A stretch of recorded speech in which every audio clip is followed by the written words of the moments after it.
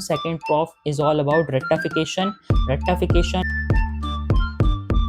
तो सबसे पहले जो होता है वो होती है हमारी चरक संहिता। चरक संहिता में आप लोगों ने वात कला कली 12 चैप्टर तक पढ़ लिया होता है। अब इसके बाद 13 चैप्टर से लेकर 30 चैप्टर तक सूत्र स्थान, फिर निदान स्थान, फिर विमान स्थान, फिर शारीरिक स्थान और फिर इंद्रिय स्थान। इस प्रॉफ में चरक संहिता आप लोगों को पूरी कंप्लीट कर देनी है। दूसरा सब्जेक्ट आता है हमारा रस शास्त्र एवं भेषज कल्पना। तीसरा होता है हमारे पास स्वस्थ वृत्त। चौथा होता है हमारे पास फॉरेंसिक, जिसको हम लोग अगत तंत्र बोलते हैं। पांचवा होता है हमारे पास रोग निदान और छठा जो सब्जेक्ट होता है वो होता है द्रव्य गुण, फार्माकोलॉजी। टोटल हम लोगों को सेकंड प्रॉफ के अंदर पढ़ने होते हैं 6 सब्जेक्ट्स। नेक्स्ट क्वेश्चन जो था वो था कि कौन सी बुक्स अच्छी होती है सेकंड प्रॉफ के लिए। इससे पहले अगर मैं बात करूं चरक संहिता, तो यार काशीनाथ पांडे बेस्ट बुक है। इससे बेस्ट बुक चरक संहिता की नहीं हो सकती है। मैंने फर्स्ट प्रॉफ में भी यही पढ़ी थी, मैं सेकंड प्रॉफ में भी यही बुक पढ़ूंगा। दूसरी होती है हमारे पास फॉरेंसिक यानी कि अगत तंत्र। तो मॉडर्न के लेना यार आप लोगों को गौतम विश्वास लेनी है। गौतम विश्वास से ही मैंने पढ़ा है मॉडर्न पूरा। और आयुर्वेदा के लिए आप लोगों को अगत तंत्र की बुक लेनी है डॉक्टर प्रवेश कुमार शर्मा। रोग निदान के लिए देखो, रोग निदान 2 पार्ट्स में डिवाइडेड है। पार्ट 1 जिसमें कि हम लोगों के पास रोग रोगी परीक्षा आता है, दशवित परीक्षा, अस्वित परीक्षा, जो हम लोगों ने फर्स्ट प्रॉफ में पढ़ा होता है ना। लिटरली बता रहा हूं, सेकंड प्रॉफ में ये जो रोग निदान की पार्ट 1 है ना, इसमें मैक्सिमम चीजें आप लोगों को मिल जाएगी। अग्नि, ओज, मतलब मैक्सिमम चीजें। पार्ट 1 जो है वो लेनी है आप लोगों को निक्की बुलानी। निक्की बुलानी पार्ट 1 के लिए बेस्ट है। और ये जो रोग निदान की पार्ट 2 होती है, यानी कि जो सेकंड पेपर होता है इसका, एक पेपर 1 होता है और एक पेपर 2 होता है। तो पेपर 2 के अंदर हमारे पास सारी की सारी सिर्फ डिजीजेज आती हैं। ये जो बुक आप देख रहे हो इसके अंदर सिर्फ डिजीज है आयुर्वेदा की, और मॉडर्न की आप लोगों को पढ़नी पड़ती हैं। तो मॉडर्न और आयुर्वेदा दोनों डिसीजेस। तो सेकंड पार्ट के लिए doctor Ajay Kumar Sharma best book है। ये इतनी प्यारी बुक है, इसमें इतने अच्छे से दिया हुआ है सब कुछ। तो आप लोगों को रोग निदान की सेकंड पार्ट लेनी है डॉक्टर अजय कुमार शर्मा, और पार्ट 1 के लिए आप लोगों को लेनी है निक्की बुलानी। इसके बाद आता है स्वस्थ वृत्त। स्वस्थ वृत्त के अंदर देखो एक बुक है हमारे पास डॉक्टर प्रभात कुमार तिवारी।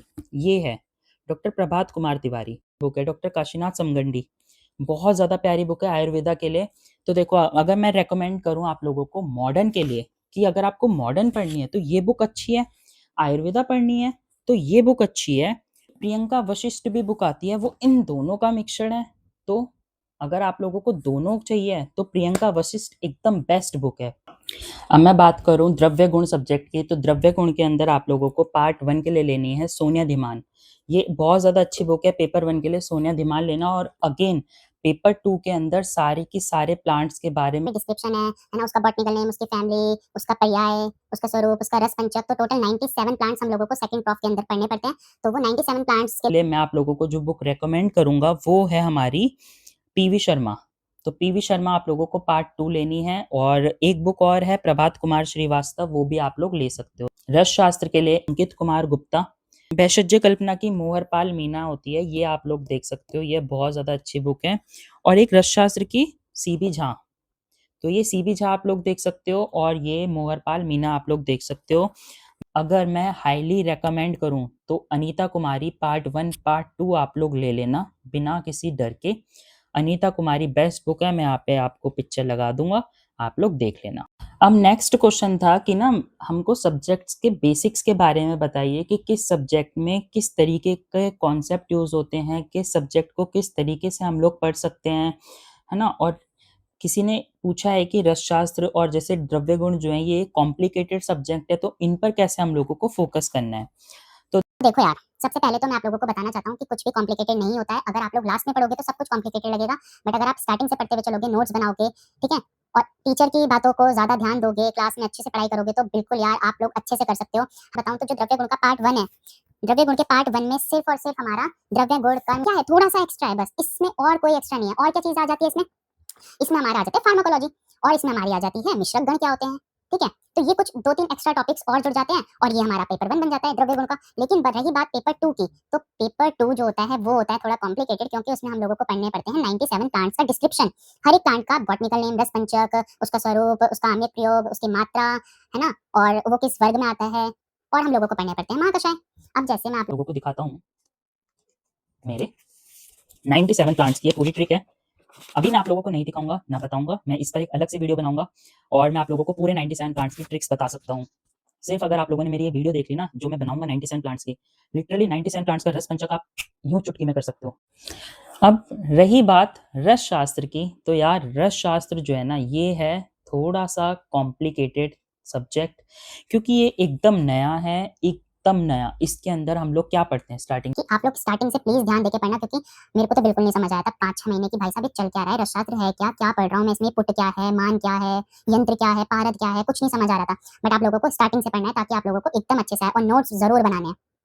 तो रसशास्त्र पेपर 1 के आप लोगों को अंदर यही सब पढ़ना पड़ता है। आधारभूत सिद्धांत क्या होते हैं, जैसे औषध मात्रा क्या होती है ना, औषध की मात्रा आप लोगों ने पढ़ा था, संभक्त, प्रागभक्त, अधोभक्त, तो ये सब पढ़ना पड़ता है। पेपर 2 की बात रही, तो पेपर 2 के अंदर आप लोगों को सिर्फ और सिर्फ फॉर्मुलेशंस पढ़ने पड़ते हैं, सिर्फ और सिर्फ फॉर्मुलेशंस। भस्म कौन कौन से टाइप्स की होती है, कैसे बनती है, उनके घटक द्रव्य क्या है, उनकी मात्रा क्या है, उसको किसके साथ लेते हैं, उसका प्रयोग क्या है, किस किस बीमारी में उसको देते हैं, तो ये सब हम लोग पेपर 2 के अंदर पढ़ते हैं। अब जैसे द्रव्य गुण में फार्माकोलॉजी है, तो ये फार्माकोलॉजी के पूरे नोट्स बनाए हुए हैं मैंने।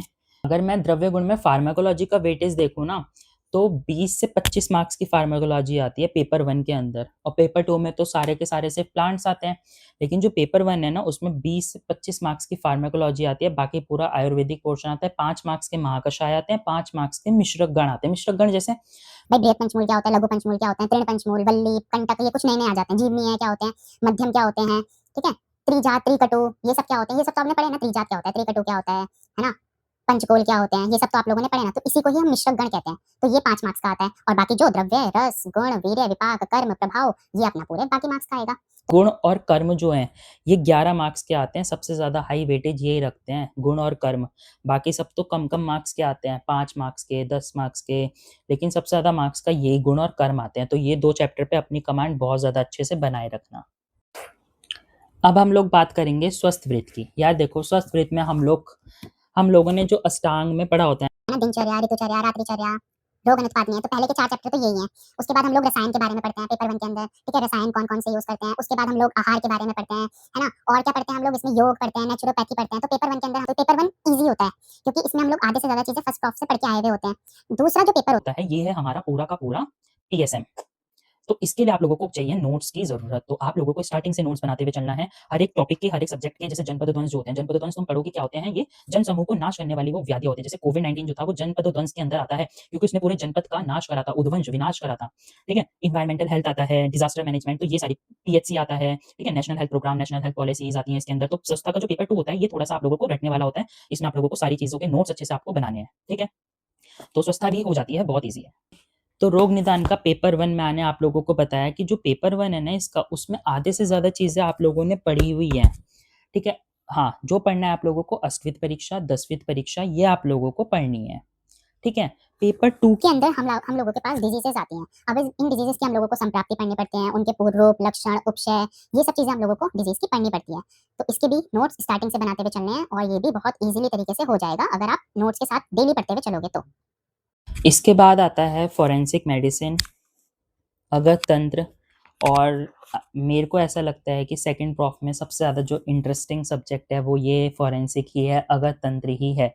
किसको फॉरेंसिक नहीं पसंद है, किसको लॉज नहीं पसंद है, आईपीसी, सीआरपीसी, है ना? इसके अंदर हम लोग इंजरी के बारे में पढ़ते हैं, एस्फिक्सिया के बारे में पढ़ते हैं, ठीक है, ये हम फोरेंसिक की बात कर रहे हैं, ठीक है। थैनेंटोलॉजी यानी कि डेथ कैसे होती है उसके बारे में पढ़ते हैं, और भी बहुत सारी चीजें हैं जो हम लोग इसके बारे में पढ़ते हैं। और आयुर्वेदा से अगर मैं बात करूँ तो विष के बारे में पढ़ते हैं हम लोग, जांगम विष, स्थावर विष, मतलब कि सांप ने काटा तो क्या होगा, है ना, और अगर मान लो वत्सनाभ तुमने खा लिया तो क्या होगा, तो स्थावर विष में वत्सनाभ, तो ये सब चीजें हम लोग पढ़ते हैं। डर्मेटोलॉजिकल मैनिफेस्टेशन पढ़ते हैं, तो ये आयुर्वेदा पोर्शन और मॉडर्न पोर्शन, आयुर्वेदा और मॉडर्न दोनों मिला के सिर्फ एक पेपर होता है अगत तंत्र का, 100 मार्क्स का। तो आप लोगों को अगत तंत्र में अच्छे से पढ़ाई करनी है। अब जब आप लोग इतना सारा पढ़ लोगे, तो ये एक मोटी बुक आएगी, चरक संहिता, ठीक है? इसमें आप लोगों को निदान स्थान, विमान स्थान, शारीर स्थान, इंद्रिय स्थान, इतने स्थान पढ़ने होते हैं, और सूत्र स्थान पूरा कंप्लीट करना होता है।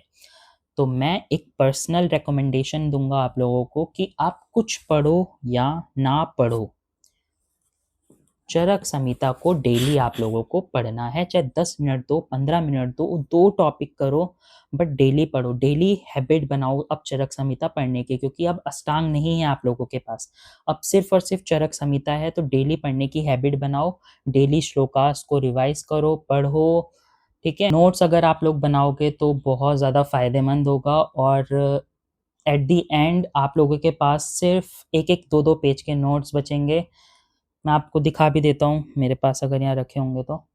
ये देखो पूरा निदान स्थान सिर्फ इतने में है, 1 2 3 4, मतलब तुम देख लो ये सिर्फ पूरा निदान स्थान है हमारा, ठीक है। इतने में पूरा इंद्रिय स्थान है, सिर्फ इतने में। तो ऐसे आप लोगों को नोट्स बनाने हैं। नोट्स बनाने सीखो। नेक्स्ट क्वेश्चन ये था कि जैसे फर्स्ट ईयर में मॉडर्न और आयुर्वेदा का 60-40 रेशियो होता है, ठीक है। तो हम वहाँ एक पार्टीशन रख देते हैं कि भाई मॉडर्न इतनी आएगी, आयुर्वेदा इतनी आएगी। तो क्या सेकंड प्रॉफ में भी ऐसा होता है? तो मैं पूरा 100% आप लोगों को एक चीज बोलना चाहता हूँ कि सेकंड प्रॉफ के अंदर मॉडर्न भी उतनी ही ज्यादा जरूरी है जितनी आयुर्वेदा। फॉरेंसिक पूरी मॉडर्न जरूरी है, कुछ नहीं छोड़ के जा सकते हो आप लोग। फार्माकोलॉजी आप लोगों को पढ़नी है क्योंकि 20 से 25 मार्क्स की आएगी, तो बिल्कुल नहीं छोड़ सकते हो। डीजी द्रव्य गुण के अंदर आप लोगों के पास मॉडर्न कम है लेकिन है, और स्वस्थविद के अंदर पूरी सेकंड पार्ट जो है वो पूरी मॉडर्न है, ठीक है। डिजास्टर मैनेजमेंट, जनपद ध्वंस हो गया, एनवायरमेंटल हेल्थ, सारी पूरी मॉडर्न है, तो पूरी पढ़नी है आप लोगों को मॉडर्न। चरक चरक अपनी हिंदी में है तो चरक में तो कोई दिक्कत नहीं है। रोग निदान की जो डिजीजेस है मॉडर्न डिजीजेस, जैसे अपना डायबिटीज हो गया, हाइपरटेंशन हो गया, सेल एडेप्टेशन हो गया, ठीक है। ये सारी चीजें क्या है, मॉडर्न डिजीजेस हैं, तो आप लोगों को बिल्कुल पढ़नी है। लेकिन होती डिजायर टू नो है, बट आ जाती है 5 मार्क्स में पेपर में। लेकिन आप लोगों को जैसे रोग निदान है तो रोग निदान के अंदर आप लोगों को आयुर्वेदा पोर्शन पे ज्यादा ध्यान देना है क्योंकि modern diseases desire to know होती है, तो वो आ जाएंगी 5 मार्क्स में। बट सबसे ज्यादा फोकस किस पे करना है, आयुर्वेदा पोर्शन पे करना है, ठीक है। तो ऐसे आप लोगों को पढ़ाई करनी है। एक क्वेश्चन ये था कि भाई सेकंड प्रॉफ में हो तो आप लोगों को क्लिनिकल नॉलेज अपना बहुत ज़्यादा अच्छा रखना पड़ेगा, और कुछ लोग तो ये भी बोलते हैं कि क्लिनिक को ज्वाइन कर लो ताकि आप लोगों का क्लिनिकल एक्सपोजर अच्छा हो जाए। तो क्या ऐसा हम कर सकते हैं? तो इसका आंसर मैं बहुत सिंपल तरीके से देना चाहता हूँ कि देखो, सेकंड प्रॉफ के अंदर आप लोगों के पास रोग निदान एक सब्जेक्ट होता है जिसमें कि आप लोगों को स्टार्टिंग से हॉस्पिटल में भेज दिया जाया करेगा पेशेंट की हिस्ट्री टेकिंग लेने के लिए, क्योंकि हिस्ट्री टेकिंग रोग निदान का बहुत इंपॉर्टेंट पार्ट है। तो आप लोगों को हिस्ट्री टेकिंग लेनी आनी चाहिए कि सबसे पहले चीफ कंप्लेंट लेते हैं, फिर क्या करते हैं, फिर क्या करते हैं। तो उसके लिए आप लोगों को हॉस्पिटल भेजा जाएगा, आप लोगों को ओपीडी आईपीडी भेजा जाया करेगा, ठीक है। स्वास्थ्य डिपार्टमेंट के अंतर्गत आप लोगों के कोई बीमार व्यक्ति है, ठीक है, कोई रोगी है, तो उसका आहार क्या है, उसका विहार क्या है, उसको क्या बीमारी है, तो उसके बेसिस पर आप लोगों को ले जाया करेगा।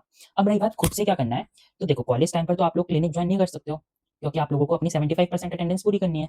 तो आप लोग क्या कर सकते हो, जैसे गर्मियों की छुट्टियां पड़ गई, सर्दियों की छुट्टियां पड़ गई, ठीक है, उस टाइम पर आप लोग किसी हॉस्पिटल में, मॉडर्न हॉस्पिटल में या आयुर्वेदिक हॉस्पिटल में एज एन मतलब प्रैक्टिसनर आप लोग प्रैक्टिस कर सकते हो कि भाई हमें सीखना है, तो डॉक्टर आप लोगों को सिखा देगा। तो वैसे आप लोग प्रैक्टिस कर सकते हो। और अगर कोई मान लो बाहर रहता है, जैसे मैं हॉस्टल में रहता हूँ, तो हॉस्टल में तो हम लोगों को कोई छूट नहीं मिलती है बाहर जाने की। बट अगर आप बाहर रहते हो या अगर आप घर पे रहते हो तो आप लोग शाम के टाइम पर 1-2 घंटे के लिए तो आप जा सकते हो ना। तो अगर ऐसा कर सकते हो ना तो बहुत ज़्यादा अच्छी बात है। तो इससे आप लोगों का क्या होगा, इससे आप लोगों को कॉन्फिडेंस मिलेगा, ठीक है, और आप लोगों को सीखने को मिलेगा। तो बिल्कुल आप लोग ज्वाइन कर सकते हो और कोई भी मना नहीं करता है क्योंकि आप लोग डॉक्टर हो। Trust me, second prof is all about learning, is all about clinical exposure. Third prof तो पूरा क्लिनिकल एक्सपोजर होता ही होता है, लेकिन सेकंड प्रॉफ में आप लोगों के पास बेसिक चीजें आप लोगों को पता होनी चाहिए। पेशेंट से बोलने का तरीका, बात करने का तरीका, उनकी बातों को सुनना, समझना, लिखना, सब कुछ आपको आना चाहिए। सो आप लोग ज्वाइन कर सकते हो, ठीक है। एक क्वेश्चन ये था कि शुरू से सारे सब्जेक्ट्स को कैसे मैनेज करें ताकि एंड में कोई भी दिक्कत ना आए। तो इसका सबसे एक मैं बेस्ट आंसर देना चाहता हूँ कि मैं, जैसे मैं था, तो मैं तो स्टार्टिंग में नहीं पढ़ते हैं हम लोग स्टार्टिंग में मज़े करते हैं। लेकिन एंड तक आते-आते ना दिमाग खुल जाता है कि पढ़ना पड़ेगा। तो वो जो पढ़ना पड़ेगा है ना, वो अगर स्टार्टिंग में आ जाए तो बहुत ज़्यादा अच्छी बात है क्योंकि फिर तब आप स्टार्टिंग से नोट्स बनाते हुए चलोगे तो एंड में आप लोगों को बहुत ज़्यादा रिलैक्समेंट मिलेगा और आप लोगों को वो नोट्स ऐसे रटे हुए होंगे। मैं फिर बोल रहा हूँ, second prof is all about रट्टाफिकेशन, रट्टाफिकेशन, रट्टाफिकेशन, रटो, रटो, रटो। ये प्रॉफ में मैक्सिमम 80% चीज़ें सिर्फ रटने की है, 20% चीज़ें समझने की है। द्रव्य गुण का पेपर 2 रट्टाफिकेशन, रसशास्त्र का पेपर 2 रट्टाफिकेशन। तो 2 सब्जेक्ट तो सिर्फ और सिर्फ रट्टाफिकेशन के, स्वस्थता का पेपर 2 रट्टाफिकेशन। और बताओ, पूरा रट्टाफिकेशन है, क्या है? सिर्फ रटना है। तो जो रटने में तेज़ हैं वो तो कर लेंगे, और जो हम हैं, जैसे हम लोग, हम रटने में थोड़े कमज़ोर हैं, तो हमें दिक्कत हो रही है, हमें प्रॉब्लम हो रही है। बट हो जाएगा, सब कुछ हो जाता है, टेंशन की कोई बात नहीं है। रोग निदान का पेपर 1 अष्टांग चरक है, क्रिया शारीर है। स्वस्थता का पेपर 1 अष्टांग है, जिसमें दिनचर्या, ऋतुचर्या, रात्रिचर्या, रोग अनुत्पादने है। आहार, आहार आप लोगों ने क्रिया शारीर में भी पढ़ा है, बस वो थोड़ा-सा बड़े फॉर्म में है। चरक संहिता आप लोगों को डेली पढ़नी है, बिल्कुल भी आप लोगों को कोई वो नहीं करना है इसमें। डेली, मैंने डेली बोला है तो डेली पढ़ोगे आप लोग। मैंने पढ़ा, आप भी पढ़ोगे। रही बात रस शास्त्र की, तो इसको समझने के लिए अपने पूरे सारी इंद्रियों को खोलकर तब पढ़ाई करना, क्योंकि ये एक बार में समझ नहीं आएगी। जैसे फर्स्ट प्रॉफ में संस्कृत थी ना, ये उससे भी बेकार है, तो पढ़नी तो पड़ेगी क्योंकि पास तो होना पड़ेगा, तभी तो आगे पढ़ोगी, तो पढ़ना तो पड़ेगा, ठीक है? तो पढ़ाई करना। लास्ट क्वेश्चन है, क्या नहीं करना है और मेरा स्टार्टिंग से लेकर एंड तक का पूरा एक्सपीरियंस। तो देखो, क्या नहीं करना है। नंबर 1, बिल्कुल भी आप लोगों को लेज़ीनेस नहीं होना है, आप लोगों को एक्टिव रहना है। नंबर 1 एक्टिव रहना है सारी चीज़ों को लेकर, चाहे वो क्लिनिकल हो, चाहे वो कहीं भी पोस्टिंग हो। सेकंड प्रॉफ के अंदर ऑटोप्सी में पोस्टिंग होती है, तो ऑटोप्सी मतलब पोस्टमार्टम एग्जामिनेशन, आप लोगों को दिखाया जाएगा पोस्टमार्टम कैसे होता है, तो वहाँ आप लोगों को जाना है, ठीक है? अगर तंत्र के अंदर आप लोगों को कोर्ट लेकर जाया जाता है, डिस्ट्रिक्ट कोर्ट लेके जाते हैं, स्नेक पार्क लेकर जाते हैं क्योंकि सर्प विषय है, तो अलग-अलग टाइप के जानवरों को दिखाया जाता है। रोग निदान के अंदर आप लोगों को हॉस्पिटल्स लेकर जाया जाता है फॉर हिस्ट्री टेकिंग। स्वास्थ्य के अंदर अगेन आप लोगों को आईपीडी में लेकर जाया जाता है, ताकि आप लोग पेशेंट को देख सको कि उसका आहार क्या चल रहा है, उसका विहार क्या चल रहा है, वो व्यायाम कर रहा है या नहीं कर रहा है, ठीक है? उसको कौन-सी डिज़ीज़ है, कैसे प्रिवेंट करोगे आप लोग, प्रिवेंटिव मेजर्स क्या-क्या हो सकते हैं। तो ये सारी चीज़ें हैं ना, इन सब में आपको एक्टिव पार्टिसिपेशन लेना है सारी चीज़ों में, ठीक है? सेकंड चीज़, अपनी हेल्थ का बहुत ज़्यादा ध्यान रखना है। जैसे इस वक़्त मेरी हेल्थ थोड़ी-सी खराब चल रही है, मैंने अपनी हेल्थ पे कम ध्यान दिया, तो आप लोगों को ऐसा नहीं करना है, अपनी हेल्थ पे भी बहुत ज़्यादा ध्यान देना है, ठीक है? क्योंकि हेल्थ रहेगी तो आप रहोगे, और आप रहोगे तो पढ़ाई रहेगी और सब कुछ रहेगा। तीसरी चीज़, आप लोगों को क्या नहीं करना है, आप लोगों को लास्ट में नोट्स नहीं बनाने हैं, आप लोगों को स्टार्टिंग से नोट्स बनाते हुए चलना है, ठीक है? दूसरों के नोट्स पे बिल्कुल भी भरोसा मत करना और दूसरे के नोट पे बिल्कुल भी डिपेंडेंट मत होना, ठीक है? इसके बाद नेक्स्ट चीज़, आप लोगों को स्टार्टिंग से ही जो रटने वाले सब्जेक्ट्स हैं, जैसे कि द्रव्य गुण हो गया, रसशास्त्र हो गई, फार्माकोलॉजी हो गई, तो फार्माकोलॉजी को स्टार्टिंग से पढ़ते हुए चलना। देखो, मैं आप लोगों को बता रहा हूँ, टीचर्स मॉडर्न कम पढ़ाते हैं और पेपर में वो आ जाती है। तो जब पेपर में वो आती है और टीचर्स नहीं पढ़ाते हैं, तो इसका बेस्ट तरीका कि आप लोगों को स्टार्टिंग से पढ़ना है। हमें हमें नहीं पढ़ाएगा, हमें लास्ट में भी नहीं पढ़ाएगा बट वो फाइनल एग्जाम में आएगी। तो अब हम लोगों ने पढ़ी है और मेरे को अब इंटरेस्टिंग लग रही है थोड़ी-थोड़ी। बट यही चीज़ अगर मैं स्टार्टिंग में करता तो कितना फ़ायदा होता। तो मेरी जो मैंने गलती करी है वो आप लोगों को नहीं करनी है, बिल्कुल भी फार्माकोलॉजी को स्टार्टिंग से पढ़ना है, ठीक है? चरक संहिता को आप लोगों को स्टार्टिंग से पढ़ना है। चरक संहिता छोड़नी नहीं है आपको, क्योंकि बहुत बड़ी है यार। यकीन मानो, मज़ाक नहीं है, ठीक है? इतने सारे सब्जेक्ट के साथ चरक संहिता को पढ़ना, तो डेली पढ़नी है चरक संहिता, ठीक है? टॉकिंग अबाउट माय एक्सपीरियंस, तो यार सेकंड प्रॉफ ना बहुत जल्दी बीतेगा आप लोगों का। कब आएगा, कब चला जाएगा पता भी नहीं चलेगा। तो पूरा खुल के जीना, एकदम मज़े करना सारी चीज़ों को लेकर, घूमना फिरना, पढ़ाई भी करना, मज़े भी करना, क्योंकि बहुत जल्दी चला जाएगा। आप लोगों को च्यवनप्राश भी बनाना सिखाएंगे रसशास्त्र के अंदर। हमें भी बनाना सिखाया सारे कॉलेज में, सब जगह च्यवनप्राश तो बनता ही बनता है रसशास्त्र वैशज्य कल्पना के अंदर। सेकंड प्रॉफ ने एक चीज़ मेरे को ये सिखाई कि यार, स्टार्टिंग से अगर आप लोग अच्छे से पढ़ाई करोगे ना, तो आप लोग कर लोगे सब कुछ, ईज़िली मैनेज कर लोगे। एक चीज़ ये और पता चली है कि अगर किसी को अपना करियर रसशास्त्र में बनाना है, किसी को अगर दवाइयाँ बनानी सीखनी है, तो उसको अपने रसशास्त्र को स्ट्रॉन्ग करना पड़ेगा बहुत ज़्यादा अच्छे से, और सारे फॉर्मुलेशंस को अच्छे से पढ़ना पड़ेगा। जो अपना खुद का क्लिनिक खोलना चाहता है वो तो रसशास्त्र को अच्छे से पढ़ना, ठीक है? तो मज़े करना, पढ़ाई करना, all the very best, bye.